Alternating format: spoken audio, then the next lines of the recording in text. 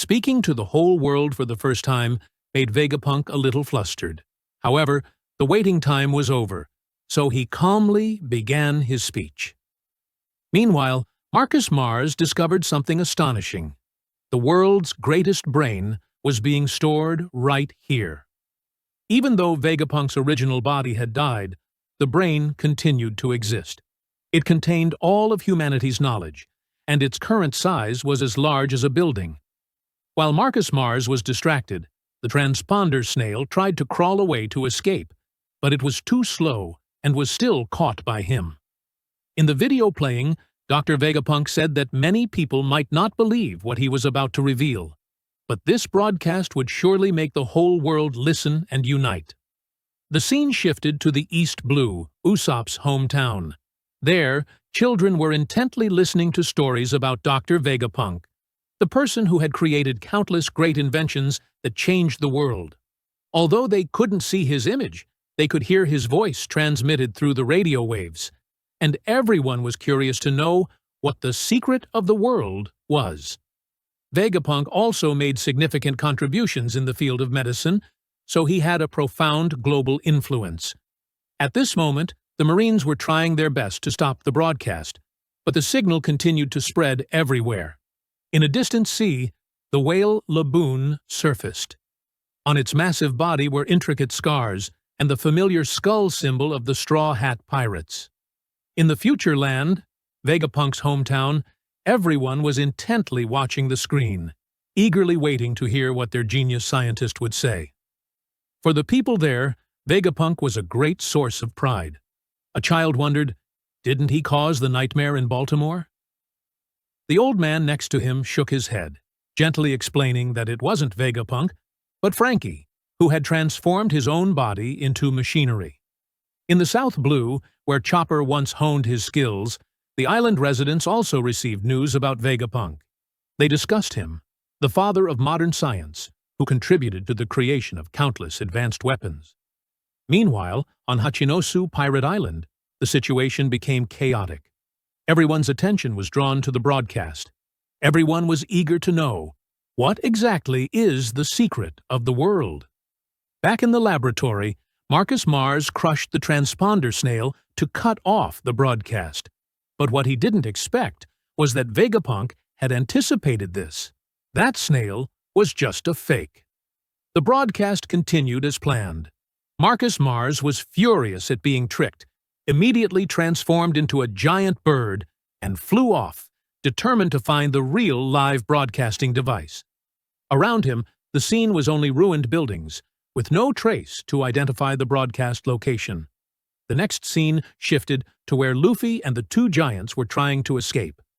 Behind them, Warcurry was still relentlessly pursuing. No matter how many times it was defeated, the monster recovered, as if it had never been injured. Warcurry contacted Marcus Mars, asking if he had found the broadcasting device yet. The giant bird replied that Vegapunk had hidden it too well. The Gorosei began to worry. If things continued, all the world government's secrets would be exposed. Marcus Mars swore he would find it, but needed more time. Saturn urged him to quickly destroy the device, but Marcus Mars said that Vegapunk had prepared very carefully, so it couldn't be easily disconnected. They didn't know exactly what Vegapunk intended to say, but York had revealed that he had taken over Ohara's research. Hearing this, Warcurry and Saturn thought he was seeking revenge for the Ohara tragedy of the past. Meanwhile, Sanji was still trying to get Vegapunk's body to safety. Suddenly, he sensed Bonney was in danger and immediately changed direction to help. Nusjuro declared that he would not let Bonney get the Marine's weapons, but Frankie resolutely stood up to protect her. Just then, Sanji appeared and plunged into the battle. Nusjuro's sword slowly rose. In a dangerous moment, Sanji kicked to block the blow, then counterattacked with a powerful kick to the chin, making his opponent spit blood. He declared, "No one is allowed to hurt her." Flames raged fiercely around Nusjuro's body, but he did not stop. Nusjuro transformed into a giant horse, biting Sanji tightly. Vegapunk's body fell, fortunately caught by Atlas in time. Bonney worried about Sanji, but could do nothing. The two below continuously dodged the terrifying stomps from the giant horse. Fortunately, Oimo and Kashi appeared just in time. After realizing that the other group were allies of the Straw Hat Pirates, they immediately rushed to assist, holding Nusjuro's body tightly so Sanji could escape. However, the opponent's strength was too great, causing even the two giants to struggle. Seeing this, Bonney transformed into a giant form, joining them in battle. Nusjuro transformed back into human form, continuously slashing with his sword. But Bonney, with the advantage of her giant size, did not flinch. During the broadcast, Vegapunk admitted that he had committed 2 major crimes, so he might be arrested or executed. That's why he recorded this video and set it to play automatically when his heart stopped beating, which meant he was dead. The news stunned the whole world. Everywhere, those watching were shocked. 2 former colleagues who had tried to overthrow Vegapunk also couldn't understand why he chose this path. Vegapunk said that no matter who executed him, he would not consider them evil.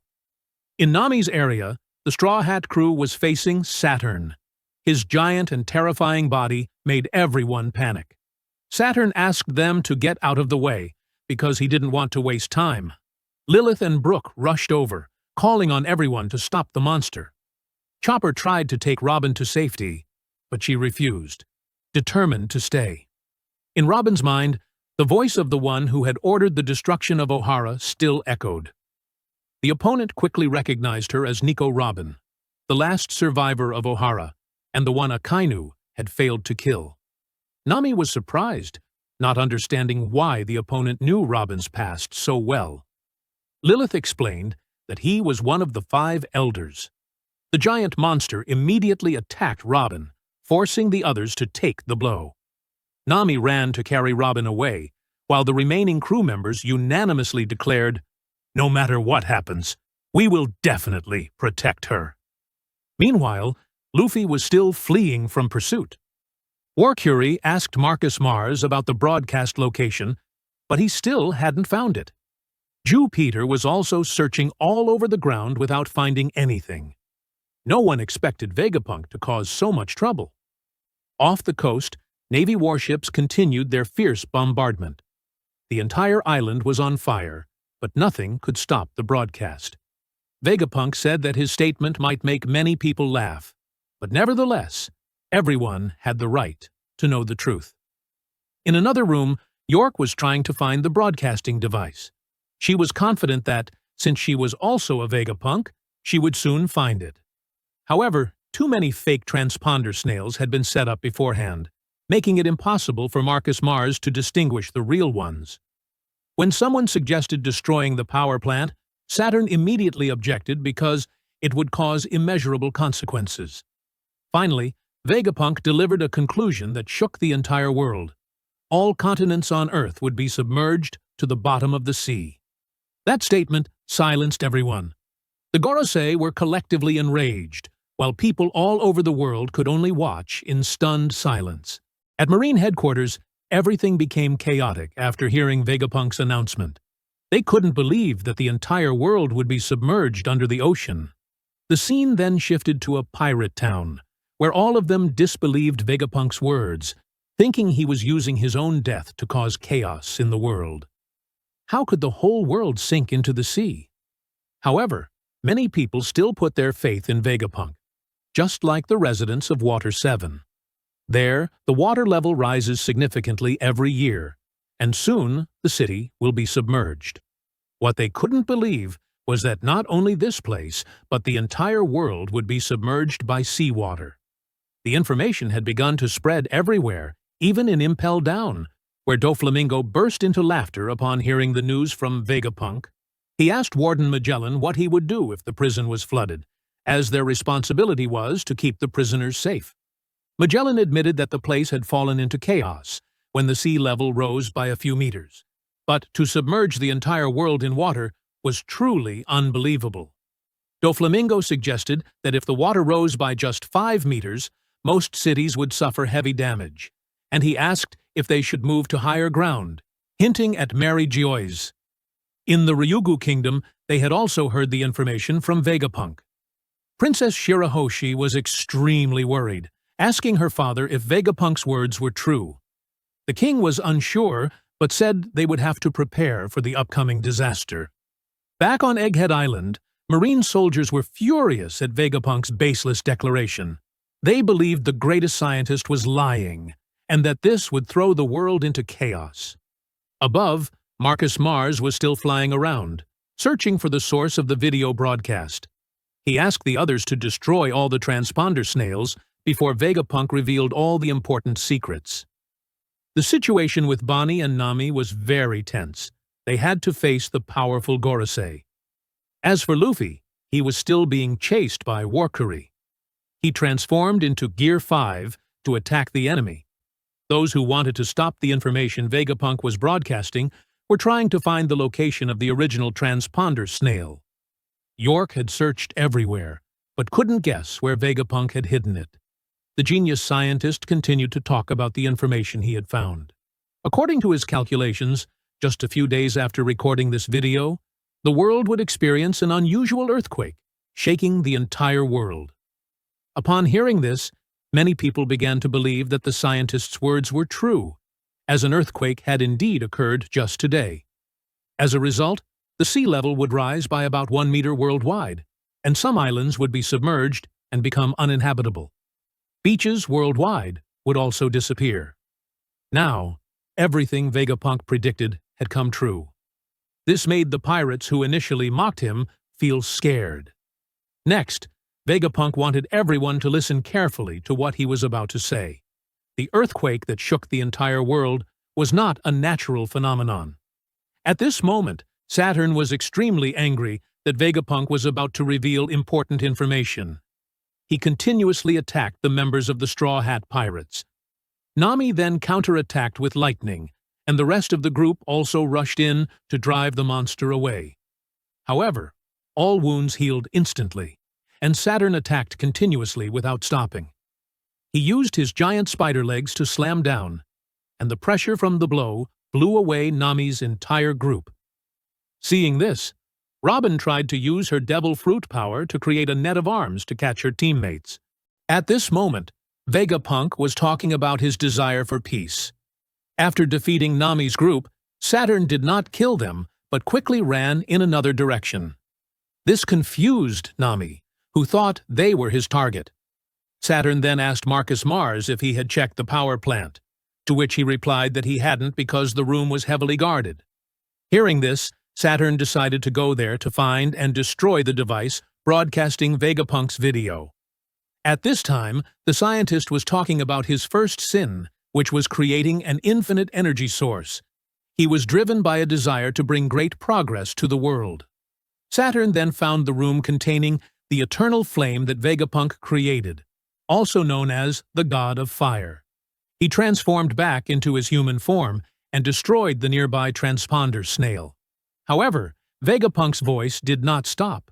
This was still just a fake transponder snail. Saturn ordered the others to destroy all living creatures in the laboratory, and Marcus Mars was doing the same, but it seemed ineffective. Outside, the marine warships were trying to fire cannons at the giant robot, but it did not stop and continued to move. Inside the island, Luffy felt dizzy after spinning continuously. Dorry asked him to stop playing and focus on running, while Brogy worried about the fire spreading across the island, saying that if they didn't escape soon, they would all burn to death. The genius scientist then spoke about the period from about 900 to 800 years ago, a blank period in history. At this point, those living in Marie-Jouise were extremely angry. They wondered what the Marines were doing to let this video spread, but some were also interested in the information about the century erased from history. The only way to know what happened during that period was through the stone tablets called poneglyphs, which were scattered all over the world, but very few people understood the ancient language. Not to mention, deciphering poneglyphs was strictly forbidden by the government. Although he was a scientist working for the government, Vegapunk tried to decipher it, and this was his second sin. Robin and everyone else were still safe. Lilith thought that Saturn left because he was agitated by Vegapunk's speech. The doctor had deciphered many poneglyphs with excellent scientists, thus learning about the erased part of history.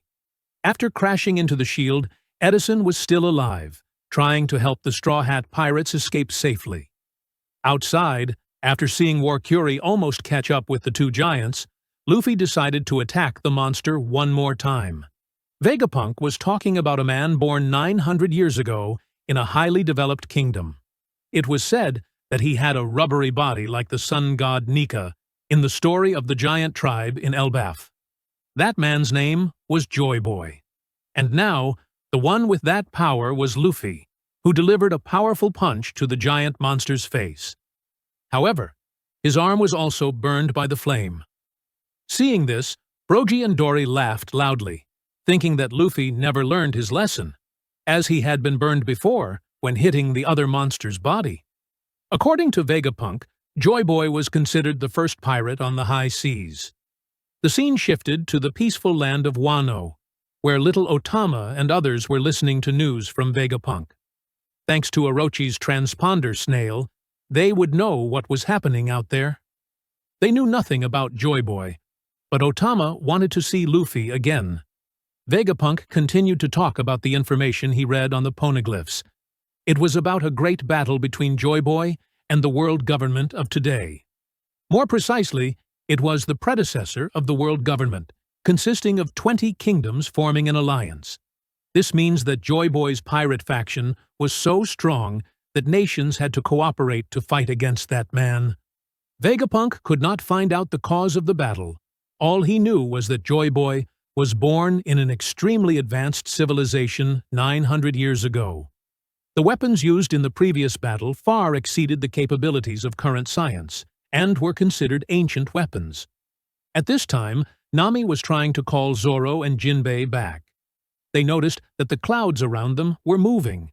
This was what Edison was talking about when he promised to help them land safely in the water. If the clouds continued to expand until they were parallel to the water, they could slide down and leave this island. Inside the control room, Edison was praying for the members of the Straw Hat Pirates to escape safely and not to be caught by the world government. At the control room, Stussy was still trying to find a way to assist the Straw Hat Pirates. Edison then contacted her, asking her to quickly turn off the energy shield and run. She refused, believing that if she did, the Straw Hat members would be attacked by the Marines. Edison said that their shield was actually useless now. The leaders of the world government had infiltrated, and the Gorosei were the ones they needed to fear, not the Marines. Marcus Mars was currently using his special ability to disable all communication devices on the island. Edison said he had done his best to ensure the Straw Hat Pirates could escape, and the rest was up to them. Hearing this, Stussy breathed a sigh of relief. She was afraid that if Luffy and his crew couldn't escape, Vegapunk would be angry with her. Edison wanted her to leave quickly to save her life, but Stussy said she couldn't. Now that Stella was gone, she didn't know who to live for. At the same time, Jinbei and Zoro received a new message from Nami, and the fishman apologized for the delay. Nami then threatened to kick Zoro because he didn't realize his mistake in wasting everyone's time. Out at sea, the marine warships had begun to approach the giant pirate crew's ship. Nami didn't want to be attacked as soon as they landed in the water, so she asked Jinbei to go faster. Vegapunk had now been taken to another location by Atlas, and despite her sadness, she still had to return to help Bonney escape the island.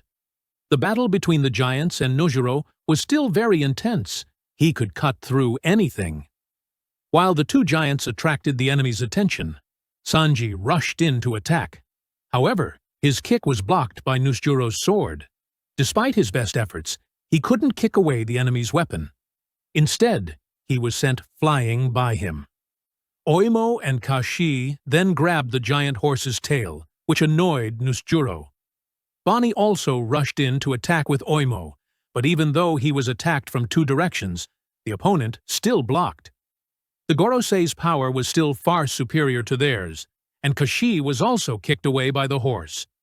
At that moment, Bonney was in danger. Nusjuro jumped high, intending to slash her. Fortunately, Bonney's body had shrunk back to her child form, allowing her to dodge the slash. Frankie also jumped up to catch her, advising her not to overexert herself. Oimo and Kashi continued to fight. However, Nusjuro ignored them and ran off to another place. It seemed that the Gorose's current priority was to stop Vegapunk's video to conceal the world's secret. Nusjuro was angry that the genius scientist kept talking about Joy Boy's failure. Although that event had ended, it left immeasurable, irreparable remnants of war. Hearing this, Nusjuro used his ability to cut the island above where the Straw Hat pirates were preparing to leave in half. His special weapon was incredibly sharp. That slash caused half of the Sky Island to fall, thereby freeing the world government agents. At this point, Vegapunk continued to talk about the world's secret. The lands they lived on were actually all islands. Hearing this, many people found it uninteresting because Vegapunk's words were too obvious. His next sentence astonished many. Because the world of 1,000 years ago was not at all like the present, the disaster at that time caused the entire land to sink into the sea. Now they were only living on the remaining fragments of the ancient continents. The Revolutionary Army was extremely shocked to hear this news, that the world had once sunk into the sea. Now the world of 1,000 years ago had been destroyed and lay deep beneath the ocean. It was believed that there were once many continents, but now no traces were recorded in books. This was indeed shocking news, but not for Nojiko, Nami's sister. She chose to go take care of the Tangerine Garden, asking everyone to tell her about it later. Vegapunk continued to emphasize that within 100 years, the sea level had risen by 200 meters. Upon hearing this, many Marines showed fear at the declaration. Even the giant warships were only 60 meters long. The superior then came out, ordering the soldiers to work and not to believe Vegapunk's words. In Chopper's home kingdom of Sakura, after hearing that the continent had sunk and history was being hidden, many people questioned whether it was true. But if these words came from Vegapunk, then it must be true. This world still holds many interesting things that they have yet to discover. The reason for the 200-meter sea level rise was also revealed by the scientist. Everyone might think it was caused by a natural disaster, but he concluded that the reason for the rising sea level was caused by humans. This was unacceptable to the journalist Morgan, who protested Vegapunk's words, but was stopped by Vivi to listen further. Vegapunk's assertion that the sea level rise was caused by humans was well-founded. He had used every means to investigate, from meteorology, geology, environmental science, to atmospheric science. Vegapunk affirmed that the cause did not come from nature, and finally, the answer was revealed. The scientist discovered the key factor and the existence of something called an ancient weapon. Something that had submerged the world 800 years ago still existed somewhere and was waiting to be activated once again. In other words, the Great War that erupted in the erased history had not yet ended, and only those with the highest power in the world knew this clearly.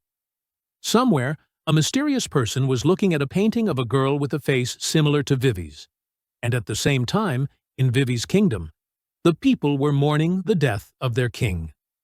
Vegapunk continued to talk about his desire to create an eternal energy source for the future, and although not yet complete, the Mother Flame was the final achievement of his research. It was an energy source that would surely make human life everywhere in the world better. But a terrible thing happened when a small piece of that eternal flame was stolen. This was his fault. The situation on the island had now become uncontrollable. Stussy asked Edison what had happened. He said he didn't know anymore. The laboratory, along with the Cypher Paul agents, had all fallen to the ground. He tiredly sat down to rest, stating that the Straw Hat pirates were still safe. But another madman in the Gorose was heading towards them. Edison continued to beg Stussy to run, and she asked if she could release Kaku. She promised not to let him touch the Straw Hat pirates. Hearing this, Edison agreed, and also had to apologize to her for letting Stussy betray her friends. However, she still chose to help them. So, now do whatever you want, but promise to keep living." Hearing this, Stussy shed tears and promised to try to keep living. Vegapunk's story continued. 2 weeks after the Eternal Flame was stolen, the Lulusia kingdom was completely wiped out. Realizing that his research was what had powered the ancient weapon and destroyed a nation, he felt very guilty. Vegapunk didn't know who had activated the ancient weapon to do that, but what he was sure of was that he had indirectly caused the deaths of countless people in Lulusia. And the disaster that could submerge this world might happen again. In Wano at this time, after hearing about the ancient weapon, Momonosuke spoke of Pluton, one of the 3 ancient weapons that Vegapunk mentioned. Joy Boy had tried to pass these weapons down to future generations, but why would that person want this world to sink into the sea again? There are still many things they don't know about the erased history, but there are still people who know about this event. These are the members of the Pirate King's crew, and this shocking news caused chaos at Marine headquarters. Back to Yor, she was wondering why Vegapunk knew she was the one who stole the Mother Flame. Realizing something, Yor finally guessed the location where Vegapunk hid the live broadcast device. She immediately reported this to the Gorosei. The broadcast device was actually hidden inside the Iron Giant. The Marines were trying to shoot down the giant robot but couldn't. Its body was too big and strong. Normal cannonballs couldn't penetrate it. The scene shifts to Rayleigh after hearing what Vegapunk was saying. He drank so much alcohol that he got drunk, which surprised Shaki. It was rare for him to drink so much. Perhaps Rayleigh was remembering the Pirate King Roger. After learning the exact location where Vegapunk hid the broadcasting device, the Gorosei immediately took action and headed towards the Iron Giant. They wanted to stop the scientist's broadcast immediately before too much important information was revealed. To do that, Jupiter wanted to crush the Iron Giant. The scene shifts to Hachinosu Pirate Island after hearing the shocking news from Vegapunk. The pirates on the island were extremely excited. Believing that there were countless treasures at the bottom of the sea, they shouted and competed to dive down to explore. However, some thought that finding treasure at the bottom of the sea was very difficult, because there were giant creatures at the bottom of the sea capable of swallowing an entire ship. Others thought it would be great if they could find a mermaid to guide them. Somewhere at sea, the captain of a pirate crew was extremely excited about the information about the advanced civilization that Vegapunk was talking about. Although it was hard to believe that the entire world would be submerged to the bottom of the sea, the captain was still very happy to invite other crew members to prepare for a dive. The scene shifts to Vice Admiral Smoker at this time. He was moving while contacting his subordinate. Asking where she was now, Toshigi said she was at the hospital with the SWORD unit. Inside the hospital room, Kobe was extremely worried, not knowing what to do next. Currently, there was too much information for them to process, and his teammates advised him to rest and recover. If Kobe followed them now, he would only be a hindrance to everyone. Another member then came in and announced that their captain was recovering very well. Hearing that the others were also relieved, Kobe asked what would happen next if Vegapunk's words were true, and the other guy admitted that if it were true, the Marines would face a crisis. His female friend thought it was time for their sword unit to act. The leader of the sword unit, X. Drake, was still listening to Vegapunk speak. At this time, all over, people began to believe the claims made by this scientist, wanting to know what Pirate King Roger had left behind after learning about the erased history. At the same time, at Nami's group, the shield had been turned off by Stussy, creating an escape route for them. Nami immediately asked Brook to prepare the ship to leave, just waiting for Jinbei and Zoro to return, and they could safely land on the sea. However, Lilith saw that there were many marine ships gathered below, and if they landed now, they would likely have to engage in combat with many marine warships. Brook had also finished fueling the Sunny's propulsion system, and Nami contacted Jinbei asking where they were. He said they were almost back, but a monster was running towards everyone in front. They were chasing after that giant horse, warning those on the ship to be careful, because the monster looked very strong. Nusjuro then jumped straight to Nami to attack, and the girl didn't have time to react, so she just stood still. The others also showed fear of this giant creature, and Lilith realized that this was the Gorosei. Seeing this, Zoro asked Jinbei to throw him towards the enemy, and he used Fishman Karate to throw the swordsman straight. While flying, Zoro drew his two swords and slashed directly at Nusjuro, but the opponent easily sensed and parried the slash. The two swordsmen clashed, but with his ability, Zoro successfully knocked the giant monster away, thus ensuring the safety of the remaining crew members on the ship. Jinbei then successfully caught Zoro's body from above, and he asked Nami to make the ship run immediately, knowing that the enemy in front was too dangerous. They would find a way to jump onto the ship later, so she didn't need to worry. Back on the beach below, the giant ship was being attacked by the Marines. At this time, Bonney's group had successfully boarded the ship, just waiting for Luffy to arrive, and they could escape this place. She was worried that this giant ship would not be able to withstand the Navy's dense firepower. The vice admirals were now directing all their forces to surround and block the escape route, thinking that the giant's ship was only large in size and nothing special. They believed that if they continuously fired cannonballs, it would sink just like other ships. On the beach, Sanji was still waiting for his captain to arrive. He was worried and shouted Luffy's name loudly. Surprisingly, his friend heard him and replied, saying that he was almost there and they should start the ship immediately. Atlas also urged them to hurry before the ship was submerged, and from a distance, Dorry had already spotted the ship. Luffy looked very happy to be able to board the giant ship, and Brogy asked Oimo and Kashi to start the ship immediately. The people on board lowered the sails and turned around. Seeing this, the Navy vice admirals ordered a blockade to prevent anyone from escaping, but no matter how many cannonballs they fired, the giant pirate crew's ship remained unharmed. Instead, the crew members counterattacked by firing arrows at the Navy, and the weapons they used were all large. This caused heavy losses to the Navy, but they still tried to resist. With its enormous size, the giant pirate crew's ship crushed the ships below. The crew members also jumped down to attack, and the small Navy soldiers were not strong enough to harm the giants' bodies.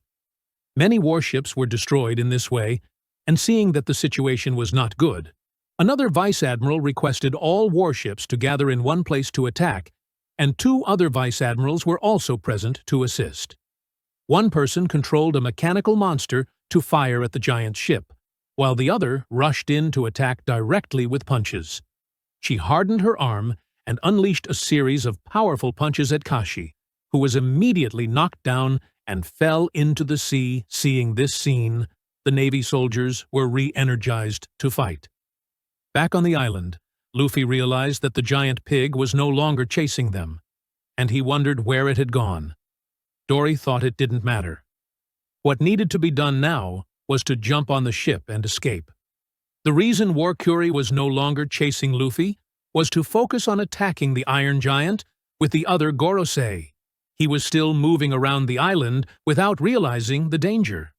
The four Gorosei in their monster forms had now surrounded the Iron Giant. Realizing that this was the entity that had attacked Mary Jawoy's 200 years ago. Remembering this made Saturn extremely angry, and at the same time, Vegapunk transmitted information, hoping that everyone in the world would remember it. It concerned the letter D in the names of special people. Hearing this, the Gorosei immediately launched an attack on the Iron Giant. They did not want anyone to know the secret of those with the letter D in their names. Just as Vegapunk was speaking at a crucial point, the Iron Giant was knocked down by War Curie and fell into the sea. The impact caused the broadcasting device inside to malfunction, and the Iron Giant falling into the sea created a large wave that pushed back all the Navy warships. At this point, the broadcast stopped, leaving those watching regretful that they could not hear the end. Although they successfully stopped it, the Gorosei were extremely worried if the information just mentioned had been revealed. The Iron Giant sank to the bottom of the sea, and in his mind, he was wondering where Joy Boy was, because he really wanted to meet that person again. At this moment, People all over the world were confused about what had happened when Vegapunk's video was suddenly cut off. Many questions were raised. Many people thought that the scientist might have been eliminated by the world government to hide a secret. But there were also those who suspected that the one who killed Vegapunk was Luffy. Returning to the Gorosei, they were in their giant monster forms, so most of the marine soldiers didn't recognize them. After learning that Vegapunk's video had been cut, the Gorosei were temporarily relieved. However, they still contacted York to ask how many other versions of Vegapunk were still alive. She also said that only Lilith and Atlas were left now. Upon receiving this important information, the Gorosei ordered them to be eliminated. This way, the government could later take over research and development through Vegapunk's remaining brain. The scene shifted to Stussy. After freeing his comrade, he asked her to leave. He warned that if Lucci came, he wouldn't be able to stop him. That's why she should leave as soon as possible. Stussy was about to say something, but was told to leave. She knew Kaku meant well for her, so she turned and ran. Out at sea, the giant pirate ship had started to move, and right behind it were the three captains. Luffy, Brogy, and Dorry jumped straight onto the ship to reunite with the other members. Sanji's group was very happy to see this, relieved that all three captains were unharmed. Luffy stood on the giant ship, extremely excited. Everything around him delighted him. He asked Sanji where the other members were, and his friend said that Nami's group was still stuck above. Luffy felt hungry and asked for something to eat. Below, the vice admirals were still in pursuit, but then Doll was forced to stop because Bonney used her ability to shrink her body. With such childlike bodies, they couldn't fight. Bonney stood high above, laughing and saying that if the Marines let her escape, they would be in big trouble. Doll angrily ordered them to open fire on the giant ship. Sanji then contacted Nami's group above, asking about the situation there, and learned that they were also preparing to leave. Thanks to Edison, they would probably be able to land in the sea. But if anything unexpected happened, they hoped the group below would help. Hearing this, Sanji promised to save all the girls, and as for the other members, he didn't care. The giants then announced that a large bird was flying towards them, which Sanji had anticipated. The Gorosei would not let their group leave safely. The scene shifted to Luffy. He had been taken to the giant's dining room. The chef knew he ate a lot, so he had prepared a feast for him. Even though he had eaten his fill, Luffy still felt it wasn't enough, and asked the chef to make him a few more dishes. Above, the situation was getting worse. Marcus Mars, in his giant bird form, spewed fire towards the ship. To reduce the damage, 3 giants had to use shields to block it, but the fire was too intense, causing the ship to burn. Sanji, who was protected, also thanked everyone. Bonney worriedly said she wanted to get her father and Vegapunk out of there as quickly as possible. Otherwise, the fire would burn them. Brogy and Dorry knew they couldn't ignore the giant monsters, especially the fire-breathing bird. Marcus Mars continued to want to spew fire towards them, but at this moment, the drums of liberation sounded. After eating his fill, Luffy seemed to have regained his strength.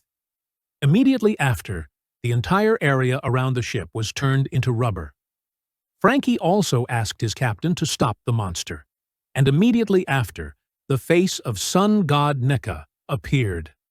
Luffy joyfully jumped high, attracting everyone's attention, hearing the cheerful sound he made. Dorry and Brogy instinctively danced to the familiar rhythm of the giant's homeland. In their excitement, they forgot to put out the fire on the ship. Bonney and Sanji watched everyone dancing, not understanding what was happening. Kuma used to teach his daughter this familiar dance, and remembering that, Bonney knew the person in front of her was Sun God Nika. Luffy had transformed into a giant, which surprised the girl.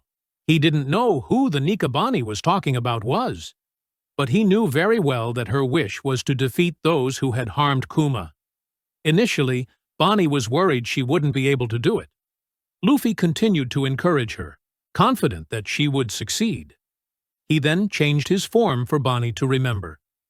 This was the appearance of a free person, and the warrior of liberation, as Kuma had described before. That person would appear with laughter and a vibrant rhythm that would make those around them want to dance.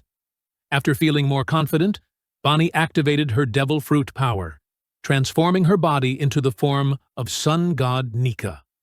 Witnessing this scene, even Luffy was surprised. He was very happy that Bonney was just like him. The father below also saw this image. Kuma recalled his promise to Ginny that he would raise Bonney. The giants below also showed excitement at having two Nikas here. The Marines were fearful of the two white giants hovering in the air. On the shore, Warcury and Jupiter sensed something ominous and acted, with the monsters approaching to attack one after another. However, Luffy and Bonney were not afraid. On the contrary, they were extremely confident. Even the Iron Giant submerged at the bottom of the sea had been awakened. He sensed Joy Boy was here. Marcus Mars speculated that Bonney's form was just an illusion created by the devil fruit. He accumulated energy and aimed it at the two Nikas. Seeing this, Sanji asked his captain to block the attack, and the other giants also cheered him on. Knowing that even if they crushed the Gorosei, they still wouldn't die, Luffy came up with a new way to drive them all away. He transformed his body into an elastic ball. The opponent's flames also caused Luffy pain. However, he asked the others to attack his body with all their might. Hearing this, Sanji and Frankie understood and immediately jumped up to follow the captain's wishes. Bonney hesitated, unsure whether to hit Luffy or not. Marcus Mars was then restrained by Luffy and couldn't move. He wanted everyone to attack him immediately. Since this was an order from the captain, Sanji didn't think twice and just followed. Receiving encouragement from Luffy, Bonney transformed her arm to become larger. Thus, the three of them attacked at the same time, causing Luffy pain because they used Haki. But he still endured it, relying on the elastic mechanism of rubber. Luffy immediately exerted his strength to push Marcus Mars away. The opponent could not resist. As a result, they were pushed away by Luffy's group. According to their speculation, he wouldn't be able to return immediately, so they would take this opportunity to escape. Sanji didn't know where Usopp's group was. They should have landed in the sea by now. Atlas thought something had happened and had to fly to check. She knew York was watching her and Lilith, so she was afraid of becoming a burden to the Straw Hat Pirates. At the same time, Vegapunk's video continued to play, but the transmission was unstable, making it difficult to hear what he wanted to say clearly. At Luffy's location, suddenly many people fell from above. It turned out that Jupiter had previously spat them out from inside his stomach. Seeing this scene, Luffy laughed loudly, thinking it was a water fountain. Brogy knew the sea monster would come here, so he warned everyone to be careful. Immediately after, Jupiter used his giant mouth to suck everything into his stomach. Bonney also tried to cling to the ship, but couldn't maintain her Nika form. Fortunately, Sanji grabbed her hand, so she was safe. Dorry asked the crew to furl the sails and use the oars to change direction. Luffy rushed forward and delivered a powerful punch directly at the monster. Witnessing this scene, even the Marines couldn't understand what was happening. Warcury took advantage of Luffy being there and attacked the ship. He warned that the pig was very tough. If they collided, their ship would surely be crushed. Even Brogy and Dorry didn't know what to do in this situation.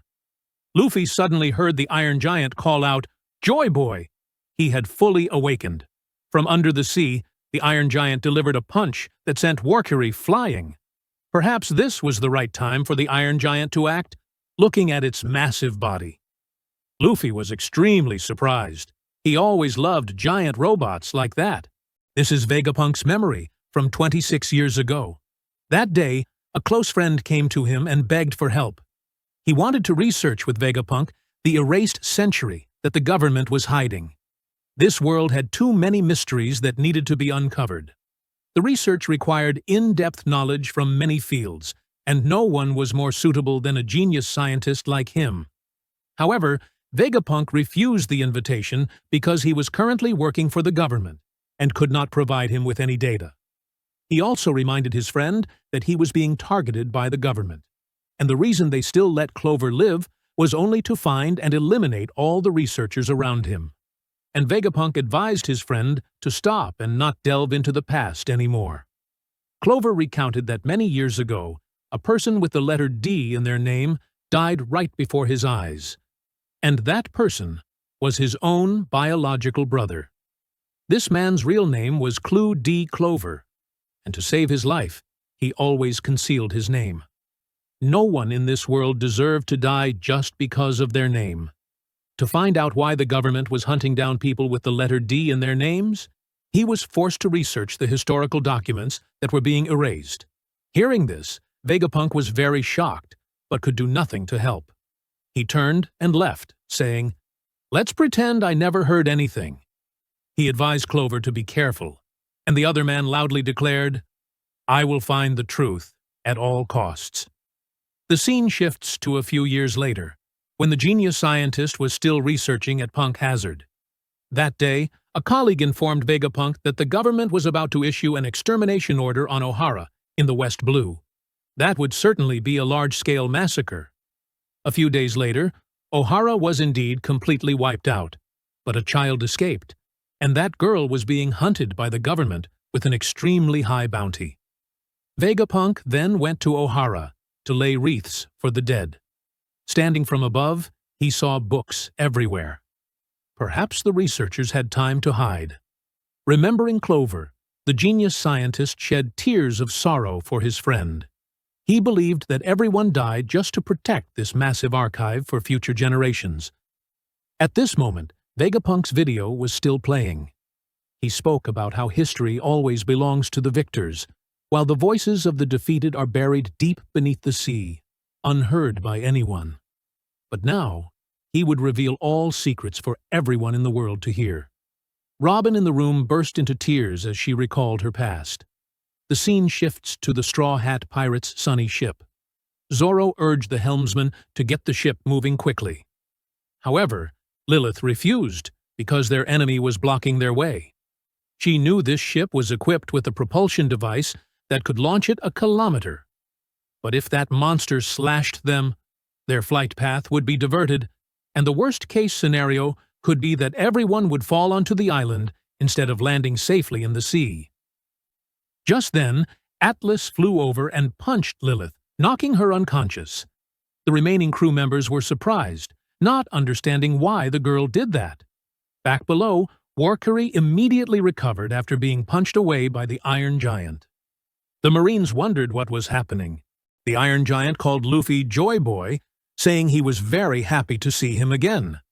Luffy, completely bewildered by what the other party was saying, asked again who Joy Boy was, but the Iron Giant did not answer. He advised Luffy to go ahead while he stayed behind to hold off the monsters. He said that Joy Boy's enemy was also his enemy. "Finally, I get to fight for you again." The Gorosei were now trying to destroy the Iron Giant's body to stop Vegapunk's video. Sensing danger, the Iron Giant activated its combat mode. At the same time, Brogy and Dorry sailed the ship, taking Luffy's group away from the island. They asked why the Iron Giant was on their side. Luffy didn't know, saying that he wanted to protect someone named Joy Boy. The Marine Vice Admirals ordered cannons to fire at the pirates. Vegapunk's story continued. He spoke of a war that happened 900 years ago, wishing he had more time to learn more. Hearing this, Warcurry became truly enraged and attacked the Iron Giant. Seizing the opportunity, Jupiter lunged forward to approach. Seeing this, the Iron Giant raised a hand, preparing to fire. Frankie and his two comrades were extremely excited at this sight. They thought the Iron Giant would blast away the monster, but that didn't happen. The weapon from 900 years ago was too old to function. Seizing the opportunity while Jupiter was biting the opponent's arm, Saturn immediately ran quickly towards Luffy. He easily jumped onto the ship, saying that he wouldn't let anyone escape. Back at Atlas, everyone asked why she attacked Lilith again. Atlas said nothing, only disconnecting from her friend. Then she asked everyone to prepare for takeoff, saying she would help hold off the monster. After saying that, Atlas immediately rushed to attack Nusjuro. Seeing this, Nami asked Jinbei to get the ship moving. Immediately after, one of Atlas's arms was severed, but she didn't stop, continuing to push Nusjuro elsewhere. The Sunny then launched, escaping the giant horse. Zoro told everyone to hold on tight, or they would fall. Usopp was scared, wondering if the ship had enough power to fly to the sea.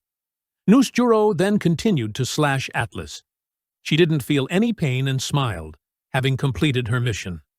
After that, she self-destructed to hold off the enemy, helping the Straw Hat pirates escape. The huge explosion made those who witnessed it scream Atlas's name. Thanks to the explosion, the Sunny was pushed to the shore, but everyone was sad to have lost a friend. Inside, York was overjoyed that she could no longer sense Lilith and Atlas. Now, she was the only Vegapunk left in this world. The Gorosei were all targeting the Iron Giant. The scientist's video was talking about how Pirate King Gol D. Roger discovered secrets that the government was hiding. Jew Peter then bit off one of the Iron Giant's arms, but even without an arm, he showed no fear, believing this was the right time to use his secret weapon. On the ship, Saturn was targeting Bonney and Kuma. To protect them, Dorry and Brogy stepped forward to fight. Luffy reminded them that the spider legs were poisonous, so they shouldn't touch them. Bonney was tired after transforming into Nika, but she still tried to stand up to fight and protect her father. Once again, Bonney saw her future form. Luffy, seeing that she was about to transform, stepped in to block Saturn's attack. Bonney transformed into her freest form and declared that she would defeat the Gorosei. Luffy also supported her, telling her to defeat them all. Currently, Vegapunk was talking about a weapon that once submerged all continents, leading to the extinction of rare races. Among them were the Buccaneers, like Kuma, and the Lunarians, like King in Kaido's pirate crew. There was also Big Mom's daughter, who possessed 3 eyes. At this moment, the two Nikas fought together, enraging Saturn. He immediately attacked them, but they all dodged. Bonney was then assisted by Luffy in attacking the monster. She wanted to avenge her father and mother. It was Saturn who turned Kuma into a slave, and also the one who caused Ginny to contract the deadly disease. Bonney believes that gods truly exist, and heroes too. She cried when she learned that her parents were very happy when she was born. The image of Ginny happily hugging her daughter, sitting next to Kuma, appeared. They thanked Bonney for being born into the world. As if empowered, Bonney continued to follow Luffy's lead, creating a giant fist to attack. Seeing this, Luffy immediately rushed in to help. He knocked away all the annoying spider legs. A powerful punch in Nika's form was also unleashed, and not stopping there, Luffy also continuously punched the monster's body. The combined power of the two Nikas caused the opponent's body to explode into many pieces. Witnessing his daughter's victory, Kuma unexpectedly smiled. The Straw Hat Pirate's ship is free-falling into the sea. Witnessing this, Brogy and Dorry are extremely excited. Meanwhile, the crew members above, like Usopp, are praying for a safe landing. But the real danger is now coming from behind. Although Atlas sacrificed her life to buy time, she still couldn't stop Nusjuro. At this moment, Vegapunk is talking about how, before his death, Pirate King Roger said his treasure was hidden in the sea. He called on everyone to go find that treasure. This statement was not merely meant to encourage pirates, but it also carried a deeper meaning. The scene shifts to a certain sea, where Shanks's pirate crew is watching Vegapunk's video and looking sad. Their captain has also drunk himself unconscious on the spot. The pirate world is in extreme chaos at this moment, and the same goes for Buggy's base. The crew members are praising Buggy as a great captain, along with his great ambition to find the One Piece. The Marines have also received this news. They think if they can find the One Piece treasure first, the age of pirates will end. But if they act carelessly, it will lead to unpredictable consequences, and no one will be able to protect the people anymore. The genius scientist believes that the fate of the world will be handed to whoever holds the One Piece treasure, which also means that in the future, pirates will control the world. Vegapunk's statement shocked everyone everywhere. They feared their countries would also sink into the sea later. Meanwhile, the pirates are excited about what Vegapunk just said. They want to set sail to find the One Piece immediately. Even the criminals imprisoned in jail are interested in the statement that pirates will rule the world. The wardens try to turn off Vegapunk's broadcast, but fail. Back to Kobe, after hearing the statement from the genius scientist, he recalls an image of himself and Luffy at 17 years old. At that time, Luffy said that he would become the Pirate King, a title for the one who holds everything in the world. At that time, Kobe was extremely surprised, but now he wants to stop Luffy's dream of finding the One Piece. At Buggy's place, he is still being cheered on by his subordinates. They want their captain to rule the world. He then signals everyone to be silent and says, "I don't want a world ruled by me alone. It should be a world for all of us." Hearing this, everyone is moved. They all continue to cheer Buggy, saying they will go with him anywhere, even if it's hell. Hearing this, Buggy also seems happy, but immediately after, he is asked by Crocodile to sit down for an important conversation. At the same time, Captain Devon and Van Augur have contacted Teach to inform him that the pirate Caribou wants to meet. If they want, they can kill him right now. Hearing this, Caribou begs to speak directly. He is sure to provide important information that will satisfy Teach. Teach agrees after hearing him, but warns that if his information does not exceed expectations, he will be killed. Back to the Gorosei. To stop Vegapunk from speaking further, Warcury used his fangs to pierce through the Iron Giant's body. The broadcasting device inside was also damaged by the strong impact. Just as Vegapunk said something, the video stopped completely, which shocked people all over the world. They were eagerly awaiting what this scientist was about to announce. Everyone implicitly understood that something bad had happened. The Iron Giant was defeated. Only then did the Gorosei feel at ease because the broadcast had stopped completely. Their next target is the pirates trying to escape. Saturn, despite being beaten to a pulp by Bonney and Luffy, can still recover. Above, Nusjuro is gradually approaching the Straw Hat Pirates' sunny ship. Nami and Usopp are very afraid of that giant monster. They ask Zoro to do something to stop the enemy from approaching. He also stood ready to fight.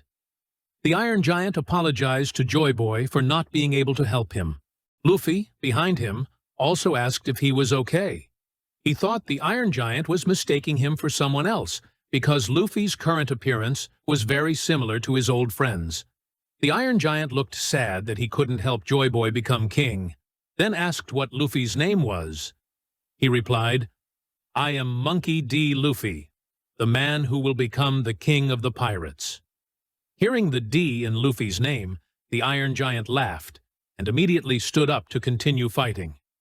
Meanwhile, the Gorosei were now targeting Brogy and Dorry's pirate ship. The giant pig also intended to trample the enemy in front of him, but the Iron Giant activated the secret weapon hidden in his body. From his damaged arm, he pulled out a knotted rope, and immediately that knot was untied. Along with that, a huge amount of energy was released throughout the world, and all the marine soldiers were knocked unconscious. Luffy realized this was Conqueror's Haki, and the Iron Giant thanked Luffy for helping him recall old memories. Therefore, he didn't want Luffy to die here, and Conqueror's Haki continued to erupt, defeating all of Luffy's enemies. Even the Marine Vice Admirals couldn't withstand it, and collapsed. Sanji and Frankie stood there wondering who possessed such immense Haki power. A power so strong that it caused the Gorosei pain. They couldn't maintain their monster forms, and 3 of them were sent back to the Holy Land, unable to do anything. The head of the world government, known as Im, also showed anger, realizing that the conqueror's Haki belonged to Joy Boy. The Straw Hat Pirates' ship then landed safely in the sea, and Luffy was relieved to see his crew unharmed. Usopp and Chopper cried tears of joy, praising Jinbei as the best helmsman. Nami breathed a sigh of relief, and then asked where the giant monsters had gone, and Luffy said he didn't know either.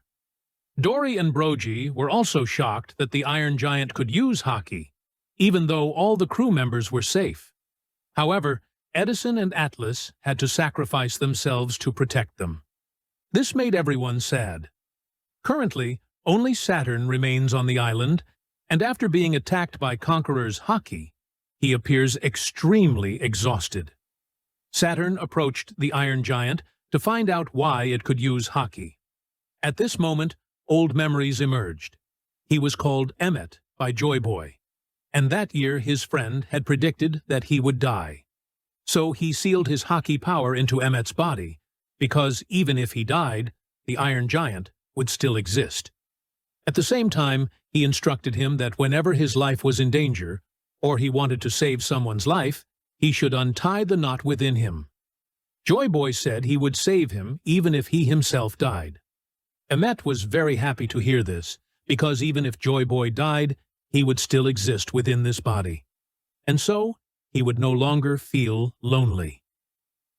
After recalling this memory, the Iron Giant also stopped functioning. Following the eruption of Joy Boy's Haki, the entire Marine Force and the Gorosei collapsed, rendering them unable to pursue the pirates any further. Everyone shouted and cheered for this victory. To be safe, Dorry asked Luffy where those giant monsters had disappeared to, but Luffy just seemed excited about the Iron Giant's conqueror's Haki. Luffy praised that power as amazing for knocking out all the marines and monsters in the blink of an eye. Receiving this news, Brogy and Dorry finally felt relieved enough to sail their ship away from the danger zone. They estimated that the Iron Giant's Haki was even stronger than Shanks. Meanwhile, on the marine ship, Seraphim S. Snake was calling on the soldiers to set her free. She wanted to chase after Luffy before he could escape.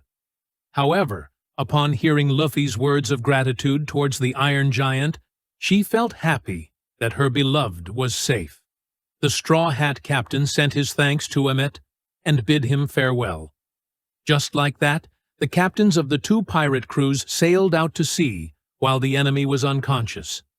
Their destination was Elbaf, the homeland of the giants. Nami and Brook were overjoyed to see Luffy return, but immediately after, he collapsed from exhaustion and fell from the sky. Chopper and Usopp ran to greet their 2 masters. Usopp said he missed Dorry and Brogy very much. The giant warrior pirates asked the Straw Hats to keep up closely as they were about to speed up. Immediately, Jinbei set the ship to full speed to follow. Finally, Luffy and his crew escaped the world government's encirclement. At the same time in the sky, journalists working at Morgan's headquarters were brainstorming how to write great articles for the coming days. The recent news they received was all shocking. Morgan's ordered his subordinates to create sensational headlines about a terrible future for this world, based on what Vegapunk had previously announced. Hearing this, Vivi called him a scumbag for trying to use his articles to cause panic among the people. Morgan's pointed straight at her face, demanding she stay out of his business, and even threatened to expose Vivi's location since the government was currently hunting her. However, Vivi was not afraid. She called Morgan's a fraud, claiming that smart people would not be fooled by his lying articles. Seeing them argue so intensely, everyone had to intervene. Morgan's was furious, but could do nothing. He thought about the world sinking into the sea and felt delighted. Since he is a bird, it felt as if his era was approaching. The journalists planned to release shocking articles such as Trafalgar Law's battle against Blackbeard, the battle between Shanks and Kid, and the news that Luffy had murdered Vegapunk. The scene shifts to Sentomaru, who was using a small boat to leave the island. On the marine battleship, Kizaru looked sadly at what remained after the battle. The damage to the Marines was immense. At Marine headquarters, Fleet Admiral Akainu was also contacting them to ask what happened. He demanded someone explain the situation, but no one picked up, making him think everyone was dead. Kizaru then picked up the phone, stating that everyone was currently unconscious, and according to his calculations, it would be a long time before they woke up. Hearing this, Akainu was furious, asking if Saint Saturn was safe and if the fugitives had been caught. Kizaru remained silent. Akainu accused Kizaru of slacking off. This accusation touched the admiral's current pain. He screamed in tears, asking his colleague on the other end if he had ever killed his best friend with his own hands. Kizaru completely lost his composure, shouting for Akainu to come and see the situation for himself, calling him a damn brat. Hearing his colleagues weeping, Akainu understood the gravity of the situation and apologized. Old memories resurfaced. The first time Kizaru met Vegapunk, he was surprised by the scientist's large head. Since that day, they began working together. The genius scientist showed his friend the blueprints for Egghead Island. Vegapunk affirmed he would create the future of 500 years later and asked for Kizaru's help. Thus, in the following times, the admiral always came to assist Sentomaru and Vegapunk in completing the Island of Dreams. Those were perhaps their happiest days, but today he was forced to kill his best friend. Back to Sanji, he looked at Vegapunk's corpse and wondered what his previous words meant. It turned out that when they went to rescue Bonney, Vegapunk had asked everyone to leave him behind and not save him. He wanted to die there. Returning to the time before, Shaka accidentally discovered something unusual and reported it to Vegapunk. The energy usage for the Seraphim was increasing. Pythagoras realized someone had falsified the data, indicating that someone was stealing the Mother Flame. All parameters were sophisticatedly faked, making them unable to realize it sooner.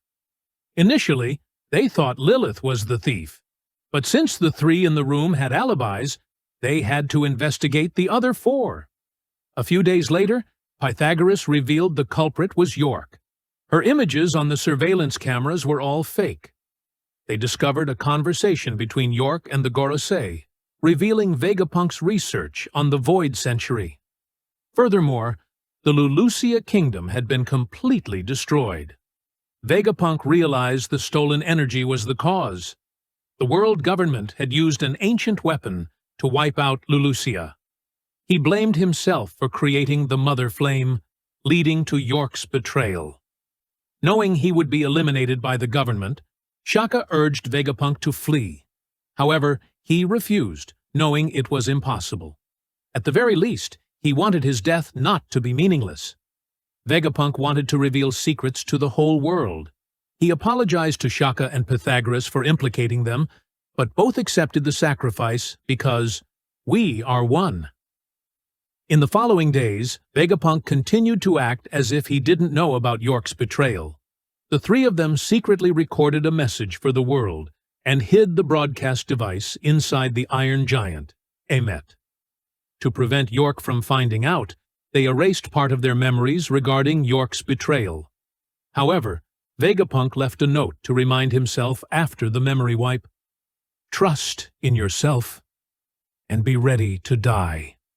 That was why he asked Sanji not to save him, as his death would trigger an event helping their side achieve victory. Back to the present on the sea, the giant pirate crew was drinking and celebrating. Remembering Vegapunk's final words, Sanji felt a wave of sadness. Vegapunk had entrusted his faith to the Straw Hats, hoping they would claim the One Piece, because they were the ones who deserved it. After escaping the pursuit of the world government and the Gorose, the members of the Straw Hat crew did not seem happy at all. According to Frankie, the reason for Luffy's depression was Vegapunk's death. They should have been able to throw a celebration party after successfully escaping. They had promised that scientist they would get him off Egghead, but that mission had failed. Frankie felt frustrated. He thought fighting the Gorosei and Admiral Kizaru was impossible. Not to mention the Navy had support from the Seraphim and many battleships. The fact that the whole group could escape that hellish island was already a miracle. Back on Egghead Island, after being knocked unconscious by Joy Boy's Haki, the Navy soldiers still hadn't woken up. Lucci and Kaku returned to the ship with bodies full of injuries. When subordinates asked where Stussy was, Lucci replied that he had killed her. Inside the meeting room, Saturn was telling the vice admirals about securing the necessary resources.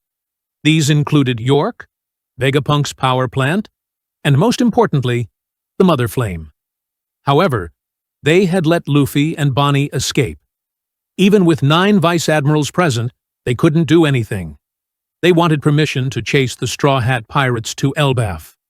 However, Saturn objected. He thought the real failure was Vegapunk's broadcast. He himself had never imagined what terrible things would happen if that broadcast wasn't stopped. Furthermore, the Iron Giant had helped the pirates escape. About 200 years ago, when Emmet was defeated, the world government originally wanted to destroy the Iron Giant. However, it was Saturn who hid it and kept it for research, believing that research on the Iron Giant would bring benefits to the military. Yet since then, Emmet hadn't activated even once. But today, the Iron Giant actually saved Luffy. At this moment, a vice admiral spoke up asking about this failure. He wanted to know if Vegapunk's words were true. That question made Saturn furious.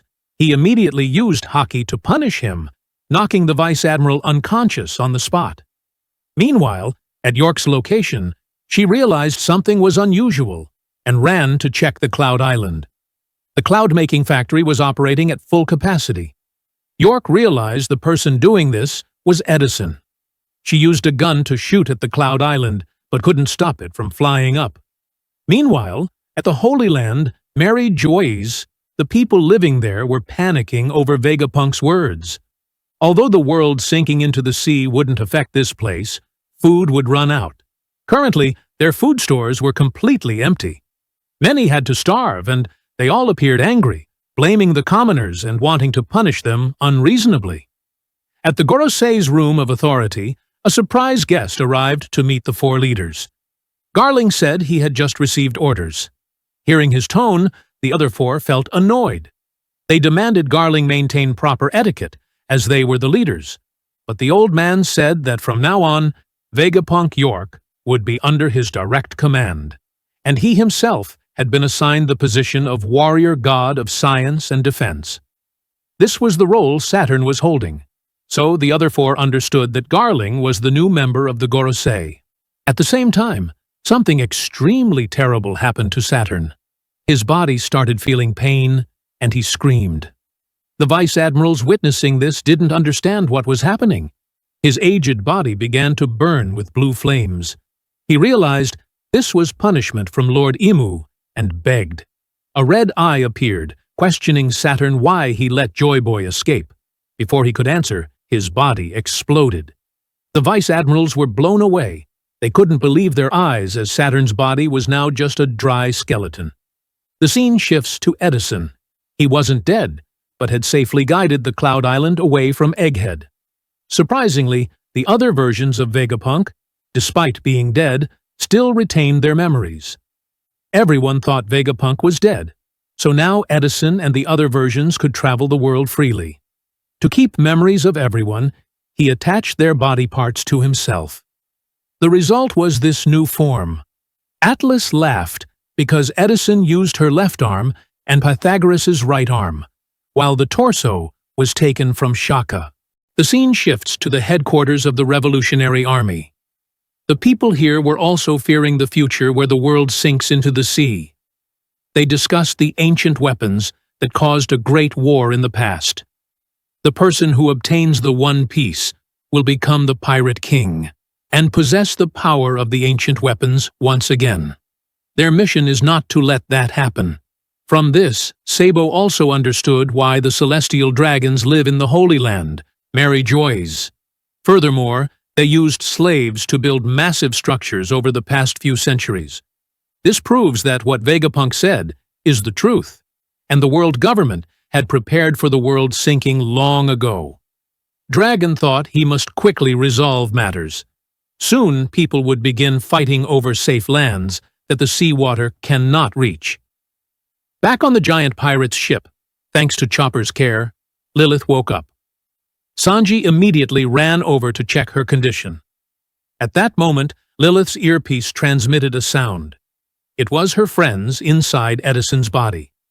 Seeing her surprised look, Sanji explained they were currently in a giant's room, so everything was huge. He also broke the sad news that they couldn't save the other Vegapunks besides her. Atlas was the one who knocked Lilith out. According to Nami, that was a good way to save her life. Lilith said she just received a notification about everything, so they didn't need to worry.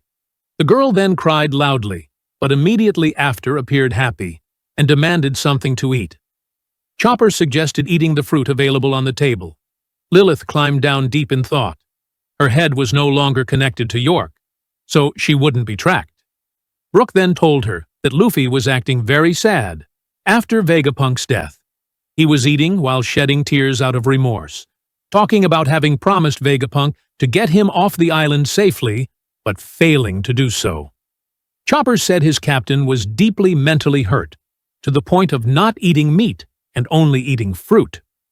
Lilith laughed upon hearing that and announced good news.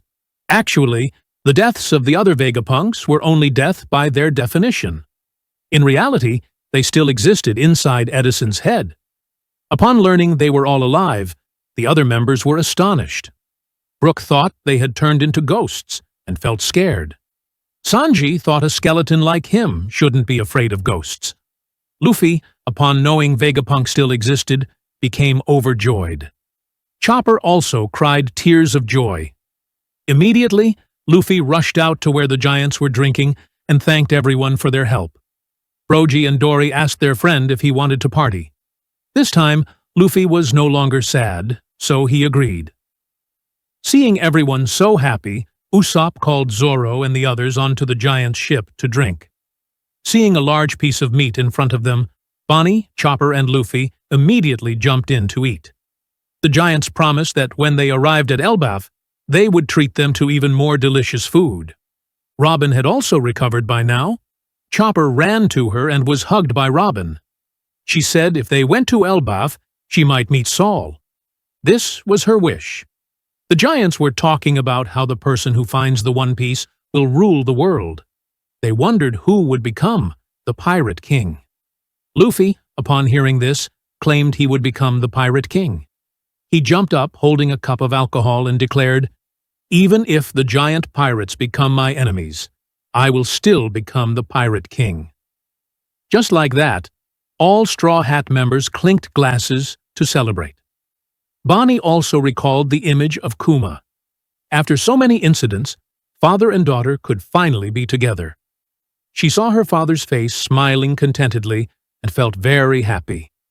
This was Kuma's greatest wish when he was still human. He wanted to set sail with his daughter just like this. And so, their ship proceeded toward the homeland of the giants.